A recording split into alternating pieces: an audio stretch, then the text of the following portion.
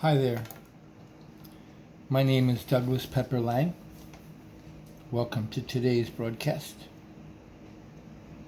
Today we're going to talk about Elijah McLean, a young man aged 23, 140 pounds, killed in the custody of the Aurora, Colorado police, who responded to a 911 call by a guy named Juan. He died almost a year ago, August 24th, 2019.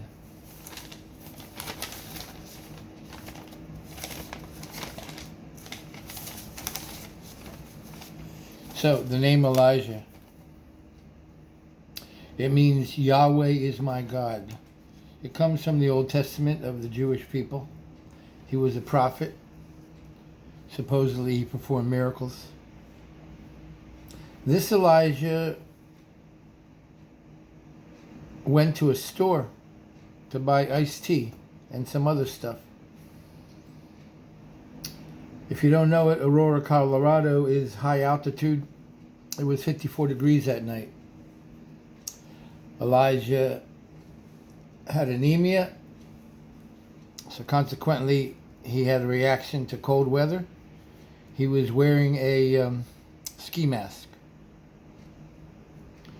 Aside from your own assumptions about people who wear ski masks, or people who are guilty because they're walking while black, WWB. In fact, there's no law against wearing a ski mask, whether it's hot out or cold. So people who wanted to say something because they always hate blacks and they always want to find a reason why they got themselves killed.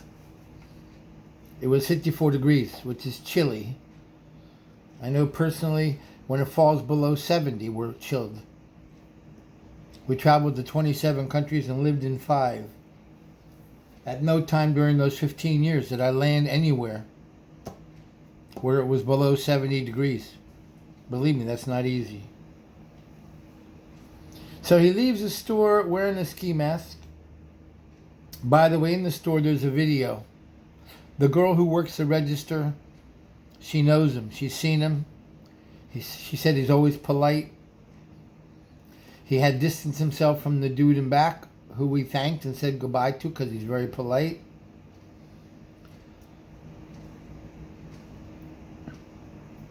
She said nothing happened, and you can tell for yourself. Just watch the video. In fact, we've reviewed about 8 videos, including the 911 tape. So, he leaves the store. He's got a white bag, plastic bag, which has the iced tea in it. He's wearing a normal outfit. You can't necessarily tell from the video, but in his right hand he's got his cell phone. He's playing music, and he's dancing a little bit with his hands and as he's walking down the sidewalk. It's also not illegal to walk down the sidewalk in the United States listening to music. It's not even illegal to dance yet. In fact, a few days ago, we were going down a highway on the side, which has no sidewalk. Needless to say, many people have been killed. In any case, a song came on. We're listening to Pandora. And a Stevie Wonder song came on. And we started doing the same shit. Except we suffer white privilege. Wasn't a chance anybody's going to call the cops. All they would have said to themselves is, and we didn't think about it till later, there were cars going past us. Nobody called the cops and said, there's a white dude dancing and walking down the sidewalk or the side of the road. If they noticed, they wouldn't have given a shit. So he's got his music, he's waving his arms, he's wearing a ski mask. Those are the essentials of the crime, which got a phone call from a guy named Juan. We hope he feels guilty. About calling in. Except remember, you're living in a police state. America's not a free country. Nothing about it that's free. It's very expensive. And free speech isn't free. Never was.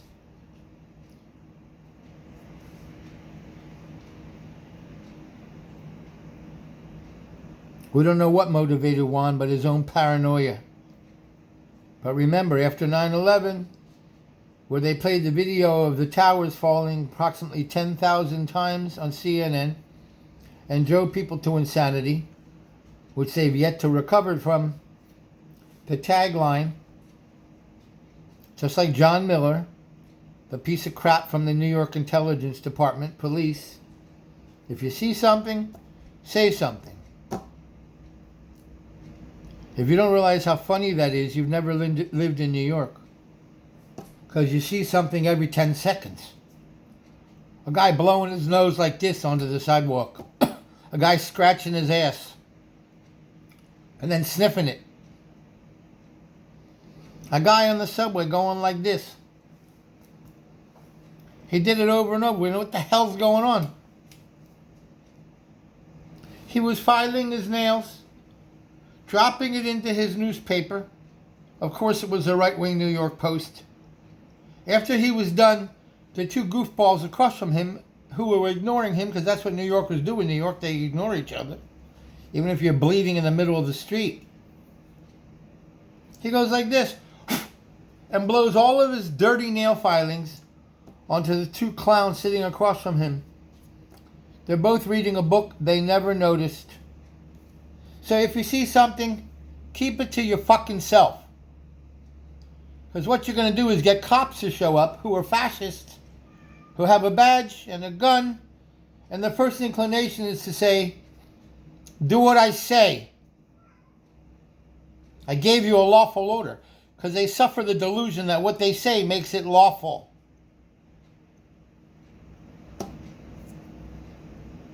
The cops show up. I don't know how long it takes. We heard the call to 911.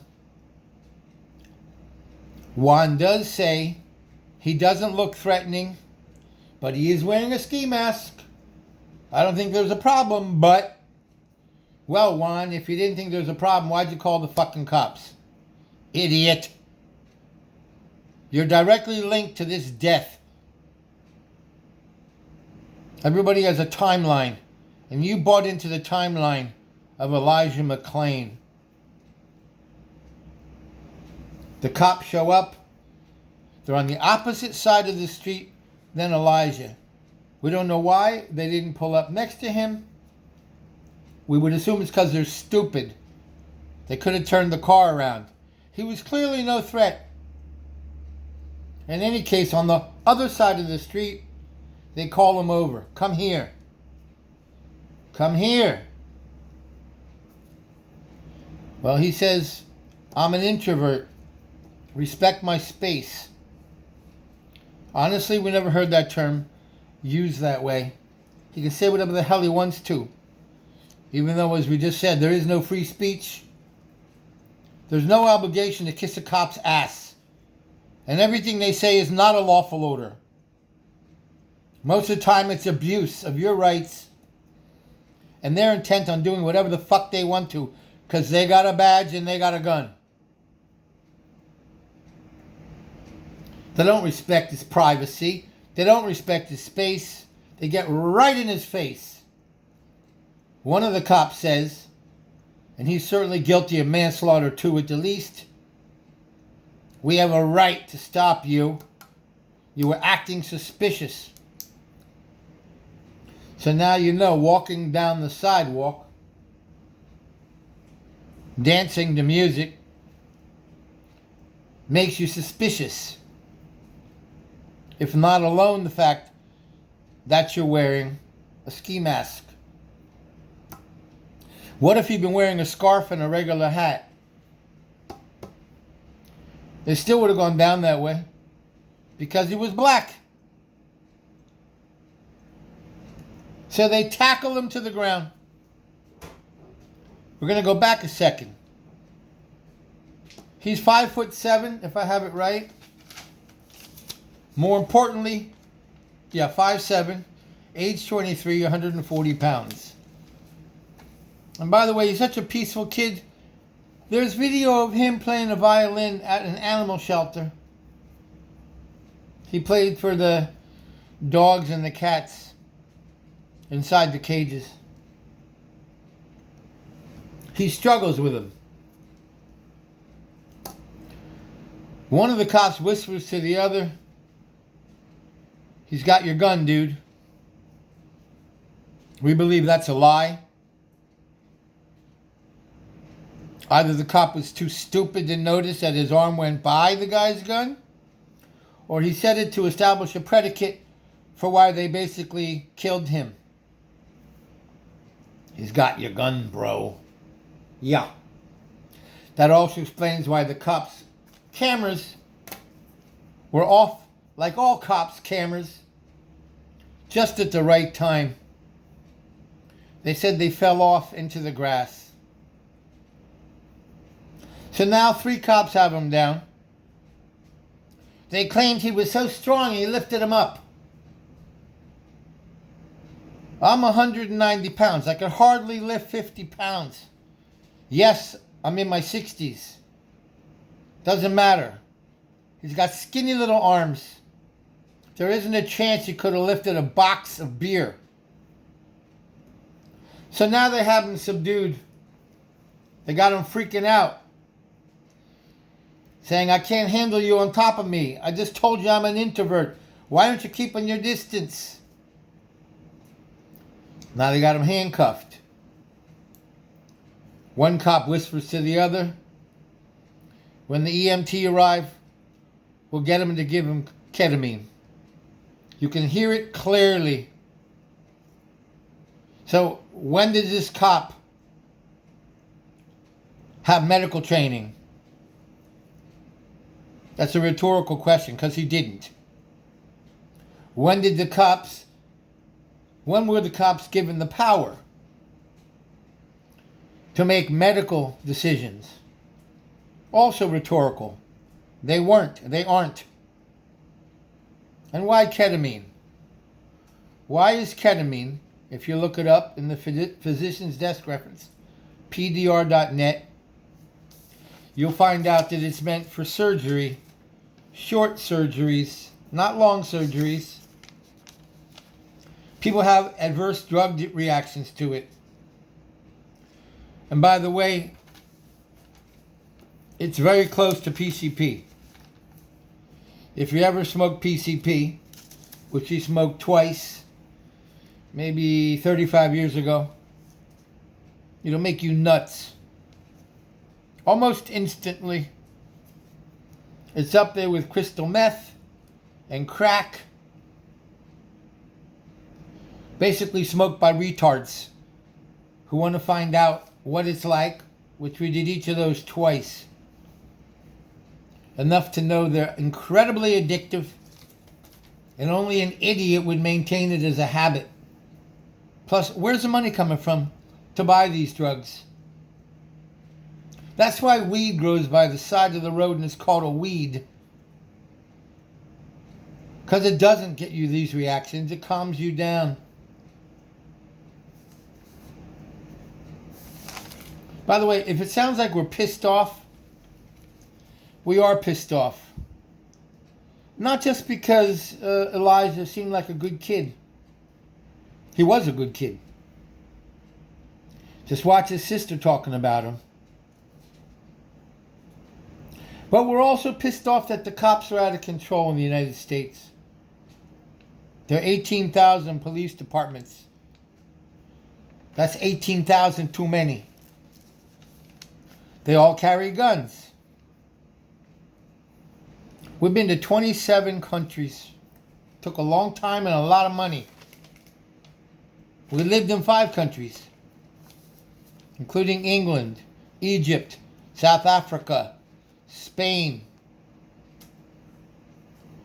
and the United States, or more appropriately, the United States.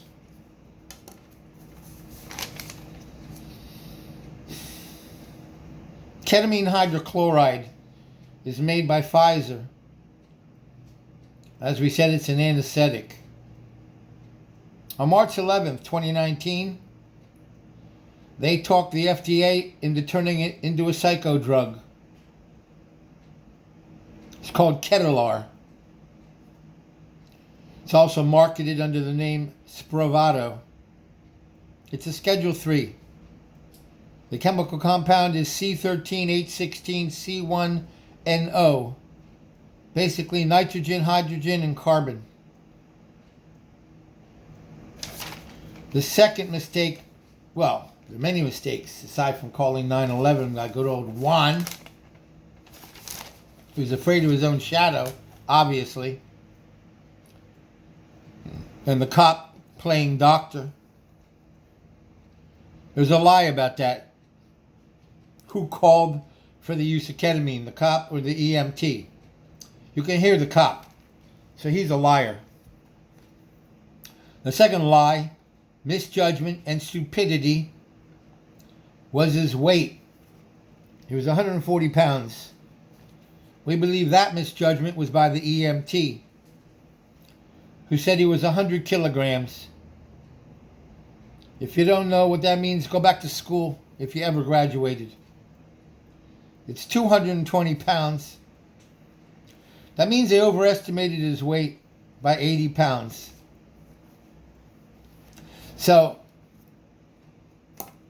the prescription for ketamine is 1 gram to 4.5 grams per kilogram of weight.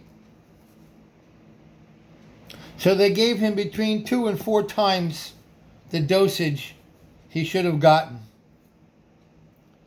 Surprise, surprise. Adverse reaction. In the ambulance, he had a heart attack.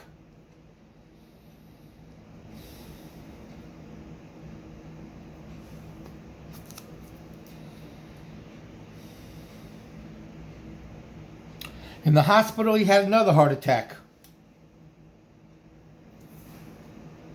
After that, he was declared brain dead. Could you imagine going to a hospital and seeing your kid lying there, brain dead?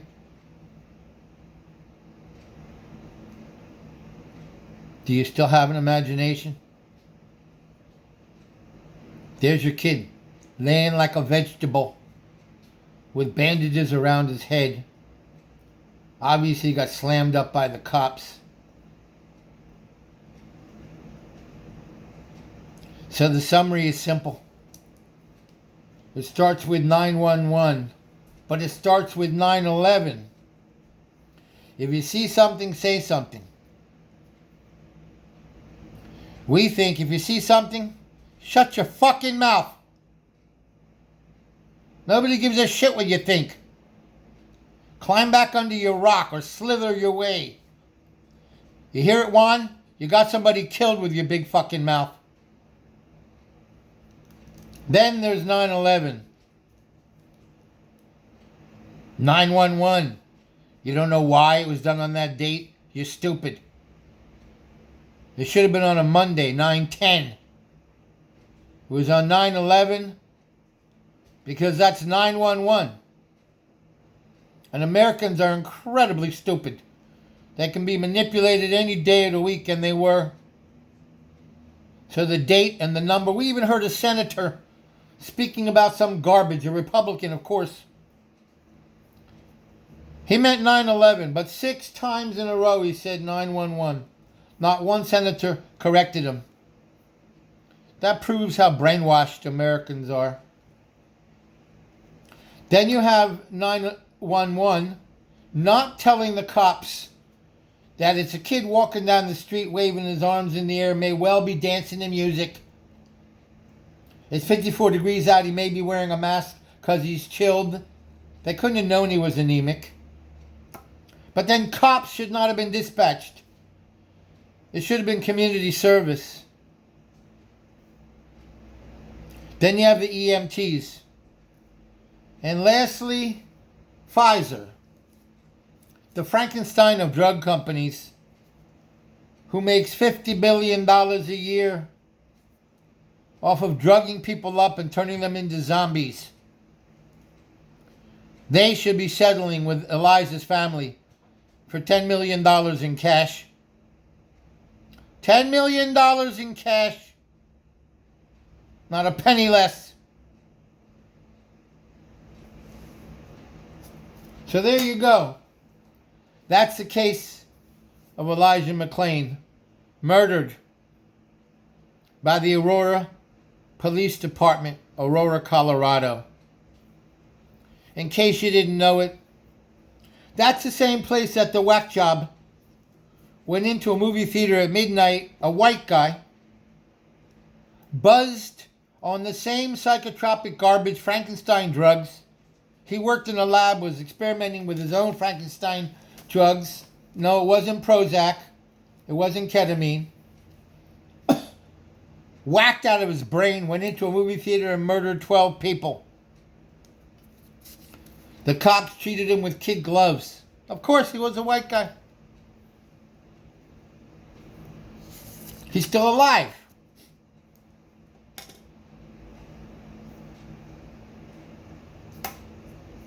There you go. Now research it for yourself. Don't take my word on it. Otherwise, I'll tell you what you already know. You're a lazy piece of shit. Investigate for yourself. Come to your own conclusions. Take your own actions against Pfizer or the police. It's no different than a no-knock warrant.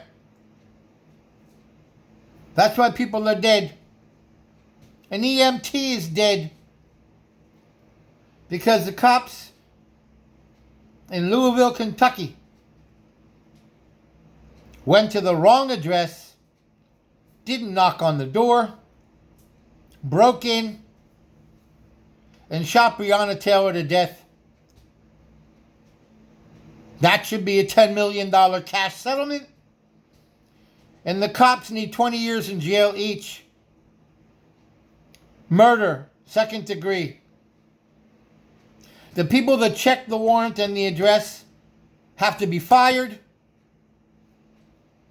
And charges manslaughter, second degree, 5 years in jail. Get off your ass and do something.